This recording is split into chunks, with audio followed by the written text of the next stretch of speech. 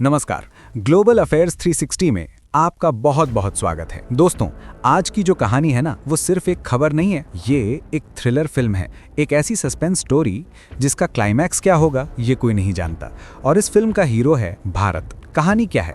कहानी है घर वापसी। किसकी? सोने की। जी हाँ, आपने बिल्कुल सही सुना। भारत अपना सोना, अपना खजाना घर वापस ला रहा है। कहाँ से? लंदन से। कितना? 64 टन, मतलब 64,000 किलो सोना एक जहाज में भर के लंदन के तहखानों से निकालकर सीधा नागपुर में। लेकिन क्यों? अचानक ये सब क्यों हो रहा है? क्या ये आरबीआई का कोई टॉप सीक्रेट मास्टर प्लान है?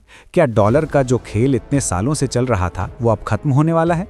आपको पता है, भारत के विदेशी मुद्रा भंडार यानी हमारे फॉरेक्स रिजर्व में सोने का हिस्सा अब 14% हो चुका है। ये कोई छोटा मोटा नंबर नहीं है। तो आज हम इसी की पढ़ते उधेड़ेंगे, एक एक करके, इवेंट बाय इवेंट।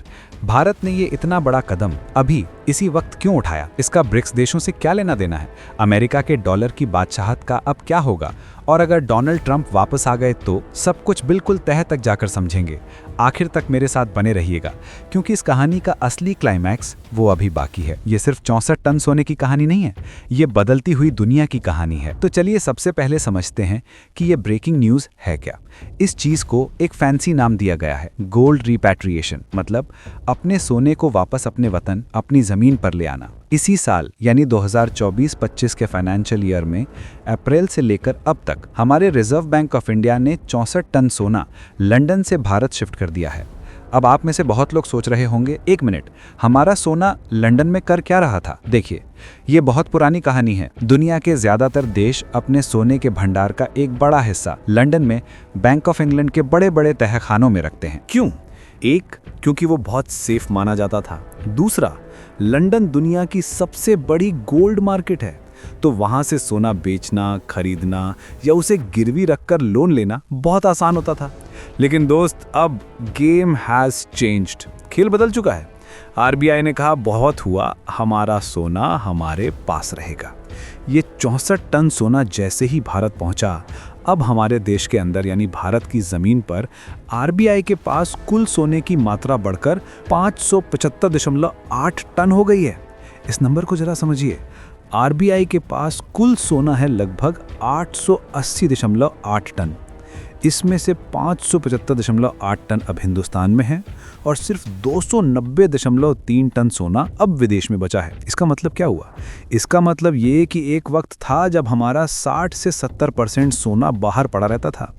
आज कहानी पूरी तरह उल्टी हो चुकी है। आज हमारा 2/3 से ज़्यादा सोना हमारे अपने घर में, नागपुर और मुंबई के आरबीआई वॉल्ट्स में हमारी नज़रों के सामने महफूज है। मार्च 2023 से अब तक करीब 280 टन सोना इंग्लैंड से वापस आ चुका है। दोस्तों, ये कोई छोटी मोटी रूटीन शिफ्टिंग नहीं है, ये एक बहुत बड़ा, बहुत सोचा समझा स्ट्रैटेजिक फैसला है। लेकिन फिर से वही सवाल, क्यों अचानक आरबीआई को ये आत्मनिर्भर ज्ञान क्यों आया? इसके पीछे एक नहीं, कई कारण हैं। चलिए पहली परत को खोलते हैं। सबसे बड़ा और सबसे ज़रूरी कारण है डी रिस्किंग, यानी खतरे को कम करना। कैसा खतरा?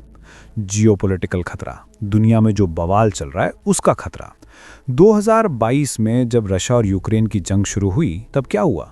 अमेरिका और यूरोप ने मिलकर रशिया के $300 बिलियन के रिजर्व्स फ्रीज कर दिए। मतलब रशिया का अपना पैसा, लेकिन वो उसे छू भी नहीं सकता। इससे पहले जब तालिबान ने अफगानिस्तान पर कब्जा किया तो अमेरिका ने उनके रिजर्व्स को फ्रीज कर दिया। ये सब देखकर दुनिया के बाकी देशों के कान खड़े हो गए। भारत ने सोचा, रे बाप रे, कल को हमारा अमेरिका या यूरोप से किसी बात पर झगड़ा हो गया और उन्होंने भी हमारे पैसे फ्रीज कर दिए, तो हमारा जो सोना लंदन में पड़ा है उन्होंने कह दिया कि हम नहीं देते, तो हम क्या कर लेंगे? एक बहुत बड़े इकोनॉमिस्ट ने कहा था, जो सोना आपकी अपनी तिजोरी में नहीं है वो सोना आपका है ही नहीं। कड़वा है पर सच है। और इसी डर की वजह से सिर्फ भारत ही नहीं, पोलैंड ने 100 टन सोना वापस मंगवा लिया, हंगरी ने 63 टन सोना वापस मंगवा लिया, जर्मनी ने 300 टन सोना वापस मंगवाया, यहाँ तक कि टर्की ने भी अपना सोना वापस मंगवा लिया। और मज़े की बात सुनिए, इनमें से ज़्यादातर देश तो अमेरिका के दोस्त हैं, नाटो के पार्टनर्स हैं।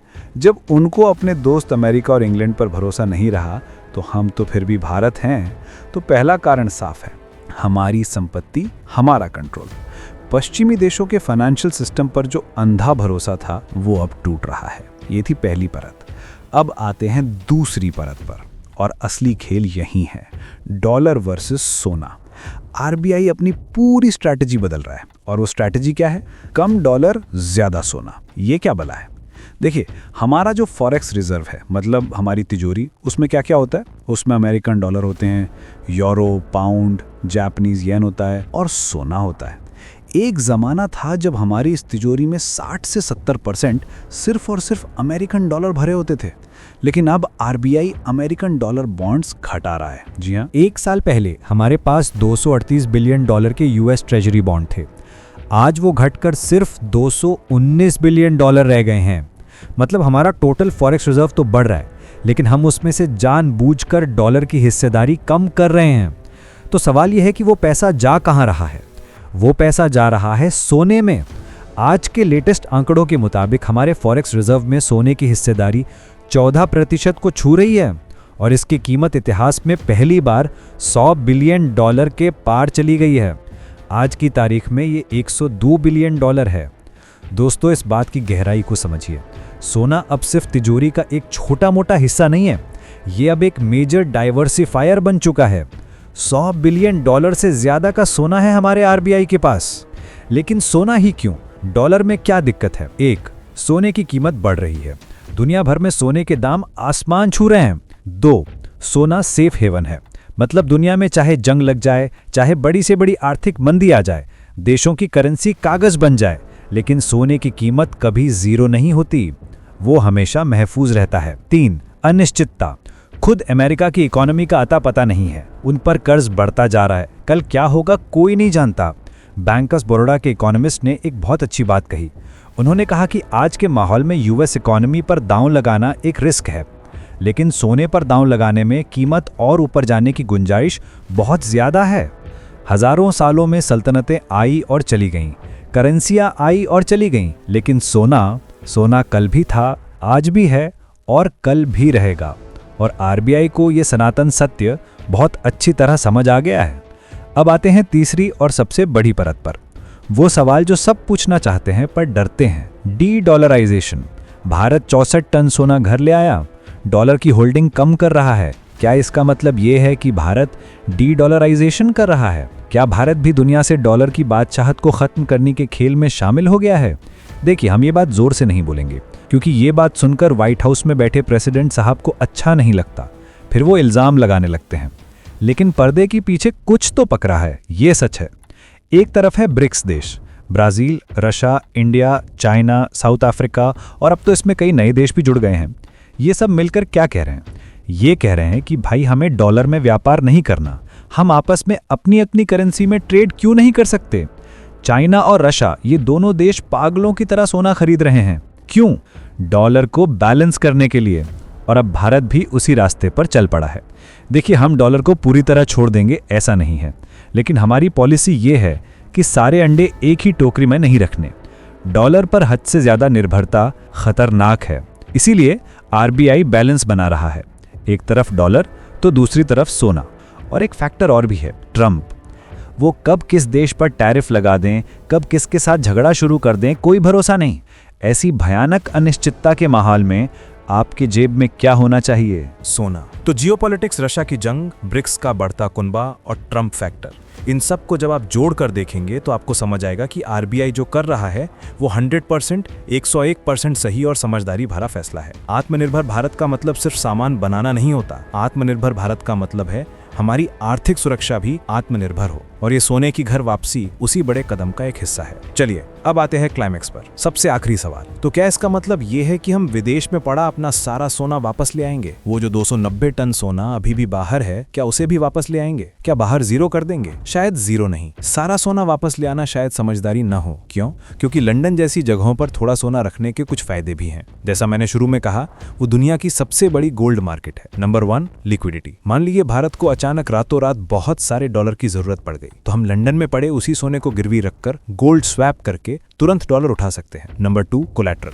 अंतर्राष्ट्रीय व्यापार में वो सोना एक गारंटी की तरह काम करता है। अब नागपुर से सोना जहाज में भर के लंदन ले जाने और फिर वहां से लोन लेने में बहुत टाइम लगेगा। अगर सोना पहले से वहीं है तो काम एक फोन कॉल पर हो जाता है। तो फिर प्लान क्या है? एक्सपर्ट्स कहते हैं कि चाइना जैसे देश भी अपने टोटल सोने का करीब 10% हिस्सा ऐसे ही विदेशी मार्केट में रखते हैं ताकि जरूरत पड़ने पर काम आए। अभी हमारा कितना सोना बाहर है? 290 टन, यानी हमारे कुल सोने का लगभग 33%। तो भारत का प्लान इस 33% को घटाकर 10% पर लाने का हो सकता है। इसका मतलब क्या हुआ? इसका मतलब ये हुआ कि अभी जो 290 टन सोना बाहर है उसमें से करीब करीब 170 से 190 टन सोना अभी और भारत वापस आ सकता है। तो दोस्तों, ये जो 64 टन सोने की कहानी आई है ना, ये सिर्फ शुरुआत है। The process is not over. ये सिर्फ पहला एपिसोड है, पिक्चर अभी बाकी है। आने वाले महीनों में, आने वाले सालों में और भी सोना घर वापसी करेगा। जैसा मैंने कहा था, ये सिर्फ सोने की कहानी नहीं है, ये बदलते भारत की कहानी है। ये आर्थिक रूप से और राजनीतिक रूप से एक मजबूत हो रहे भारत की कहानी है। ये उस भारत की कहानी है